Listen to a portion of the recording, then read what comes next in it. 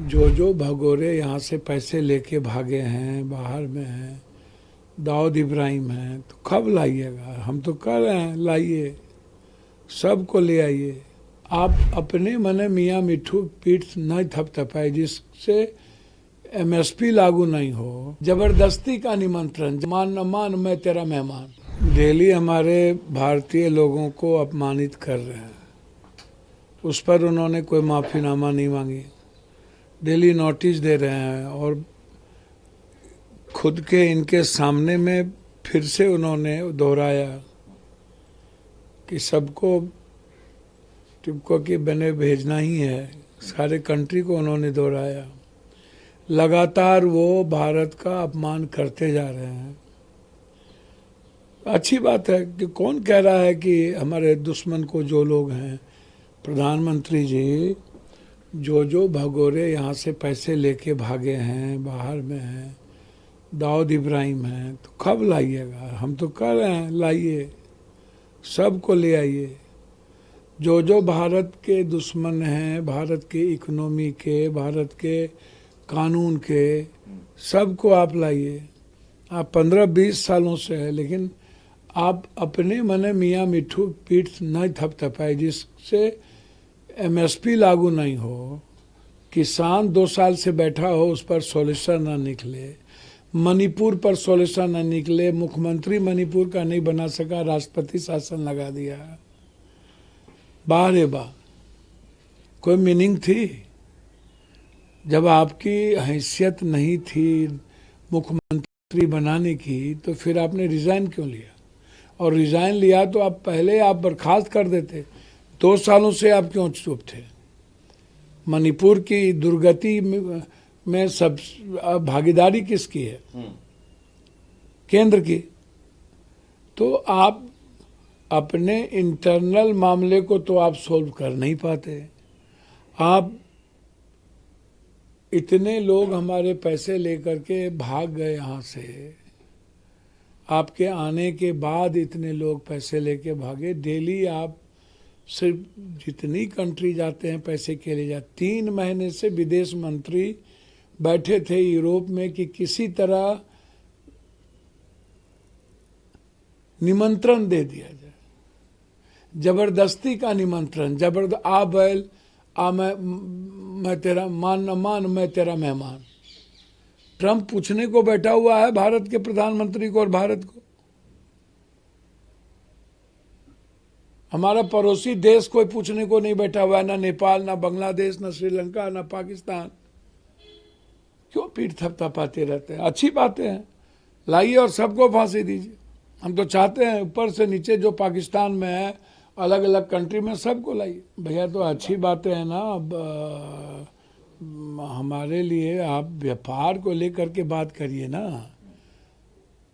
अब हमारा पैसा अमेरिका ले, ताकतवर बने, हमसे थोड़ी अमेरिका कुछ ले रहा है। हम अमेरिका से लेने जा रहे हैं, हमसे अमेरिका कहाँ ले रही है? इंडिया के पैसे पर अमेरिका ताकतवर बनना चाहता है। इंडिया के पैसे पर चाइना ताकतवर बनना चाहती है। हम पूरा का पूरा मार्केट ओपन किए हुए हैं, खोले हुए हैं। बिना चाइना के हम 1 मिनट नहीं सोते हैं। सारा धंधा हमारा चाइना के पर निर्भर हो गया है।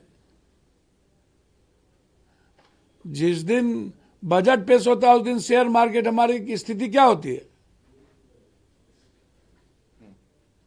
व्यापार को लेकर के वियतनाम, ताइवान सब चाइना के मुट्ठी में चला गया। पूरा पड़ोसी देश का रास्ता हमारे लिए बंद हो गया। पोखराम में आकर के चाइना ने आर्मी बेस बना दी।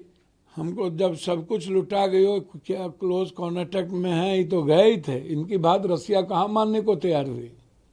अब मान लेंगे इनकी बात। बांग्लादेश मानने को तैयार नहीं। AISI का एजेंट जाकर के बांग्लादेश में बैठा रहता है। इनके कनाडा जो प्रभावित है वो जाकर के चाइना में सारे मंत्री बैठे रहते हैं। पड़ोसी मानने को तैयार नहीं है। रूस मानेंगे हमारी बात? तो रूस तो स्वाभाविक दोस्त है भारत का, डिप्लोमेटिक दोस्त भी है।